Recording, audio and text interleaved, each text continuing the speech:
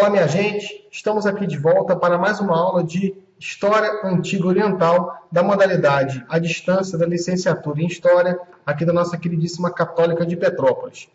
Pois bem, vamos continuar esse percorrer da História Antiga Oriental. Como eu disse lá no primeiro vídeo, no vídeo que eu apresentei a ementa da disciplina, mostrei como está organizada a disciplina, parte por parte, tópicos por tópicos, e disse ainda que nós vamos dar uma olhadinha nessa chamada proto-história, pré-história, tá? E vou explicar por que é proto e não pré-história, ok? Tá? Então, rapidamente, vamos dar uma olhada em algumas coisas para te lembrar um pouquinho dessas temáticas que são tão importantes para que quando nós entrarmos nas temáticas troncais, tá? Do tronco da disciplina História Antiga Oriental, nós saibamos como começou essa era. Tá? Vieram de onde? Como é que foi essa configuração? Qual a caminhada do homem até aquele momento? O que aconteceu antes? Então é importante que a gente também veja esse conteúdo. Vamos lá rapidamente.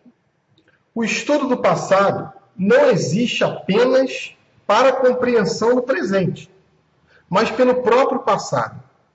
Então, nós não vamos estudar a pré-história, proto-história, história antiga oriental, introdução aos estudos históricos e todas as outras disciplinas apenas para compreender melhor o presente, apenas para você conseguir interagir melhor com o jornal, entender o que o jornal está dizendo, fazer uma leitura de mundo mais adequada, olhar com os olhos de ver. Não é apenas para isso. O passado em si já é uma temática espetacular, que merece o nosso debruçar-se. Tá? O passado, sem dúvida nenhuma, merece ser olhado, merece ser estudado pelo próprio passado em si. Claro que o estudo do passado se faz necessário para que a gente tenha uma compreensão melhor dos acontecimentos do presente e até mesmo um projetar do futuro. Claro que ninguém aqui é o Nostradamus, né? A gente não vai adivinhar o que vai acontecer no futuro. Mas a história nos dá parâmetros para uma análise mais adequada do presente. Mas o estudo de história não é apenas para isso. Nós podemos estudar o passado pelo próprio passado. Então, uma breve introdução. E aqui eu coloquei o caminho do homem até a história antiga oriental. Tá? Aqui eu coloquei um breve histórico, tá? Sobre como que surgiu a vida na Terra. Ok? Eu vou colocar nessa unidade da plataforma EAD, da plataforma Moodle, um vídeo, um link, tá? Que é um documentário falando sobre a história do mundo em 2 horas. Vale muito a pena ver. Tá? E vai falar justamente isso. Como que a humanidade, como que o planeta Terra se desenvolveu até chegar à humanidade. Então eu coloquei alguns slides também, depois eu vou dispor esses slides para vocês. Tá? Então, 570 milhões de anos atrás, surgem os primeiros seres nos mares, né? Os chamados coacervados. São os seres unicelulares, que vão se multiplicando e depois surgem os primeiros peixes, né? Os anfíbios e os répteis, e os insetos também. 360 milhões de anos antes. 245 milhões de anos atrás, tem a era dos dinossauros, chamado Cretáceo, tá? A era dos dinossauros. E pequenos mamíferos, porque os dinossauros impediam que mamíferos maiores se desenvolvessem. Ok? 65 milhões de anos atrás, olha quanto tempo que os dinossauros dominavam a Terra, hein? Ó, 65 milhões de anos atrás é justamente a extinção dos dinossauros. Tem várias teorias, mas muito provavelmente foi um meteoro que caiu e teve um inverno na Terra. A grande maioria da população morreu imediatamente quando caiu esse meteoro e no decorrer dos anos foram morrendo. Só que os grandes vencedores dessa destruição, se podemos dizer assim, são os mamíferos. Tá? Os mamíferos conseguiram sobreviver e conseguiram se desenvolver, ok? E aí a gente começa o caminho até o homem. 3,5 milhões de anos atrás, a gente tem nosso primeiro ancestral, que é o homem, o Australopithecus, não é ainda nem um de Neandertal. Então a gente tem 65 milhões de anos atrás, até 3,5 milhões de anos atrás, a gente não tem homem ainda. Aqui a gente já tem o nosso primeiro ancestral, ok? E 150 mil anos atrás, o homem tal como eu e você somos agora, né? O Homo sapiens, ok? Então, olha que interessante, 3,5 milhões, o nosso primeiro ancestral, e 150 mil anos atrás, apenas 150 mil anos atrás, o homem é exatamente como eu e você. Claro que a categoria sapiens tem 3 estágios. Depois a gente tem o Homo erectus, depois o Homo sapiens, depois o Homem sapiens de Neandertal e agora o sapiens como eu e você somos agora. Então começou a aventura do homem na Terra. Claro que a gente falar de evolução das espécies, a gente automaticamente vai entrar numa seara que é sensacional e que é super interessante, que é o criacionismo e o evolucionismo.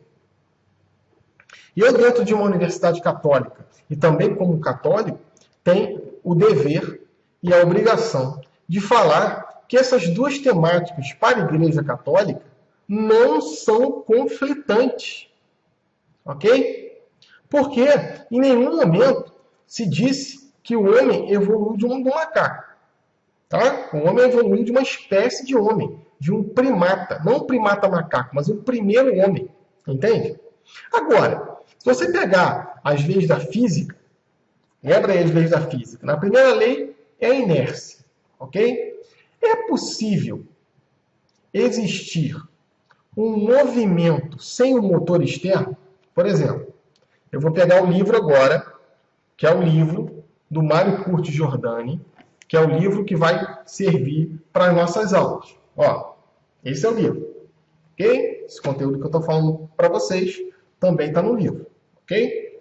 Esse livro se movimentou sozinho? Não.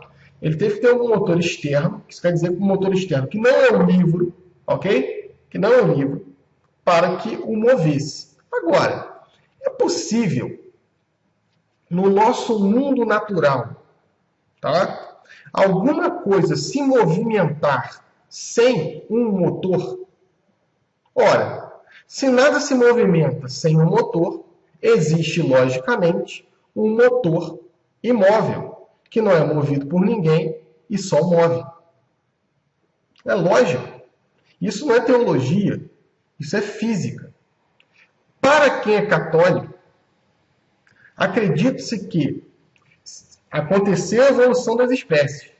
Agora, quem fomentou a evolução das espécies, para quem é católico, foi Deus. Claro, é lógico.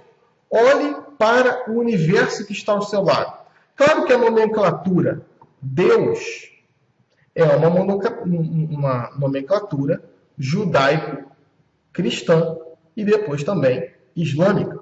Ok? Mas é lógico que existe um motor que rege o universo. Porque não é possível algo se movimentar sem um motor. Por exemplo, olha isso aqui. Isso aqui seria, né, uma figura sensacional, lá do Big Bang. Explodiu. O que a ciência nos diz? Que existia uma matéria amorfa, ok? Uma concentração de energia muito grande, que era muito pequena, de repente ela, pum, explodiu. Ok. E daí surgiu todo o nosso universo. Ótimo. Essa é a teoria do Big Bang. Teoria da evolução das espécies, que começa ali. Tá bom, essa matéria veio de onde? De dentro de um Kinder Ovo? Tirei lá, aqui é a matéria, que é o Big Bang. Entende? Isso não é teologia, isso é física. Agora, é extremamente interessante, quando eu falo isso nas aulas de teologia, né, também tenho formação em teologia, tenho pós-graduação em teologia, quando a gente fala isso em teologia, as pessoas se espantam. Nossa, a igreja admite que existiu uma evolução das espécies? Admite. Porém, quem é o motor dessa evolução? Para a Igreja Católica e para quem é católico, esse motor é Deus. Tá? Basicamente isso. Se você ficou curioso, tá, nessa temática, você pode entrar no meu canal no YouTube, né, que você já está nesse canal, e procura lá um vídeo, Fé e Razão. E aí eu falo uma palestra, eu falo cerca de 50 minutos sobre essa temática fé e razão. Como que a fé e razão são coisas que são complementares na vida do homem. Cito agora o saudoso João Paulo II, né? A sua carta encíclica sensacional de 1998, se não me engano, aqui a memória, salvo engano, 1998, a carta encíclica chamada Fides et Ratio, Fé e a Razão. E ele começa assim belamente, tá? Ele começa assim, abre aspas. A fé e a razão constituem como duas asas que nos levam à contemplação da verdade. A fé sem a razão tende à superstição, isso quer dizer, tende à crendice. Tá? E a razão sem a fé tende ao desespero. O que isso quer dizer? Uma fé, uma crença, que não é embasada em argumentos sólidos, ela tende à crendice.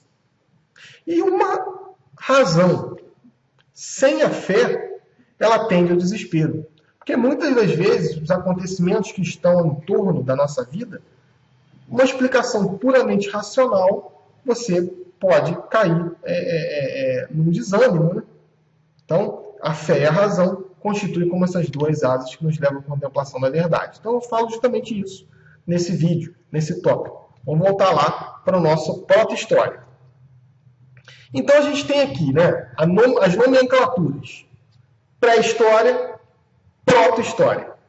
Por que não pré-história e sim proto-história?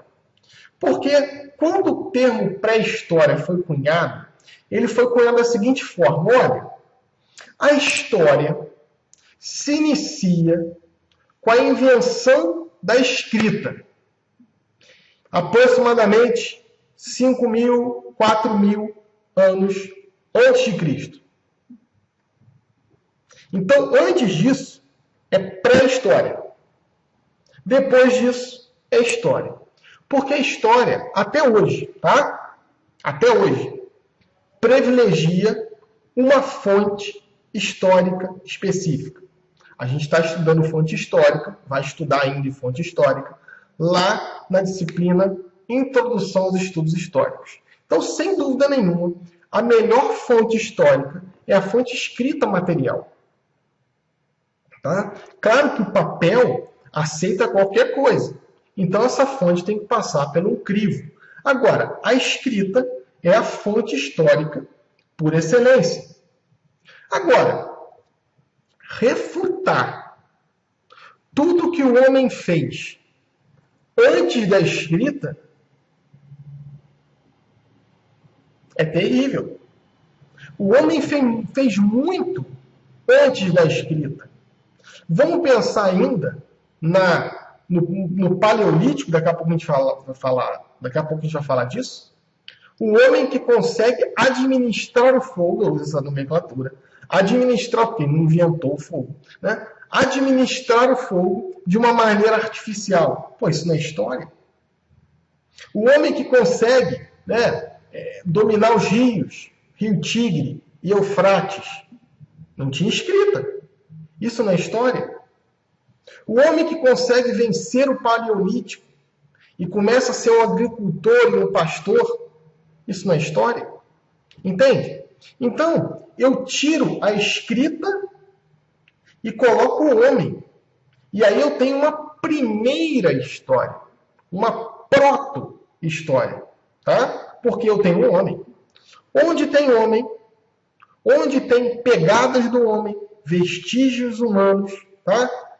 Modificação no habitat, tem ali o processo histórico. Claro que é proto, é a primeira. A gente vai começar a contar isso lá no Paleolítico. Então, é justamente isso. É essa nomenclatura pré e proto. Pré é sem escrita. Proto é com os feitos humanos, com os feitos do homem. Na nossa próxima aula, nós vamos entrar justamente na vida do homem no Paleolítico. Tá? Ficamos por aqui. Até a próxima.